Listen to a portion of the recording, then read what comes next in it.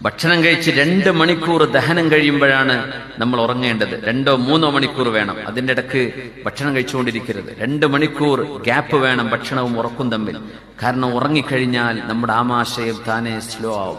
ആ തിരിയുന്ന തിരിയിൽ അവിടെ നിൽക്കും. അതിന്റെ ഉള്ളിൽ ദഹിപ്പിക്കാത്ത ഭക്ഷണം 7-8 മണിക്കൂർ നമ്മുടെ വയറ്റിൽ കിടക്കുകയാണ്. അതാണ് പിന്നെ നമുക്ക് ഷുഗറായിട്ട് നമ്മുടെ ബ്ലഡിലേക്ക് വിഷാംശമായിട്ട് മാറുന്നത്. ദഹിക്കാൻ കഴിയില്ല.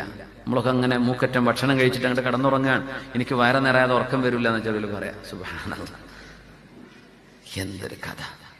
ഇങ്ങനെ ഭക്ഷണം തിന്ന് രോഗം വരുത്തി വെക്കുന്നത് കേരളീയർ മാത്രമായിരിക്കും. ഭക്ഷണം കഴിച്ചിട്ട് അള്ളാഹു ഇത്ര അനുഗ്രഹം ചെയ്തിട്ട് ഒരു ഡിസിപ്ലിൻ ഇല്ലാതെ ഏത് ഭക്ഷണം കഴിക്കേണ്ടത്? എപ്പോഴും ബീഫ് തന്നെ, എപ്പോഴും ഇറച്ചി, എപ്പോഴും ബിരിയാണി. എന്തൊക്കെ ഹെൽത്തി ആയിട്ടുള്ള ഗ്രീൻ സലാഡുകളും അതുപോലെയുള്ള ഭക്ഷണങ്ങളും വേവിക്കാതെ തിന്നാൻ പറ്റുന്ന സാധനങ്ങൾ, പച്ചക്കറികള്, ഫ്രൂട്ട്സുകള്, ഇതൊന്നും നമുക്ക് തൊടേ വേണം. അതൊക്കെ റമളാൻ മാസത്തില്. സുബ്ഹാനല്ലാഹ്, ഫ്രൂട്ട്സിന്റെ മാസം റമളാൻ മാസം. സുബ്ഹാനല്ലാഹ്. ഇങ്ങനെ നമ്മൾ നമ്മുടെ ശരീരത്തെ നശിപ്പിക്കുകയാണ്.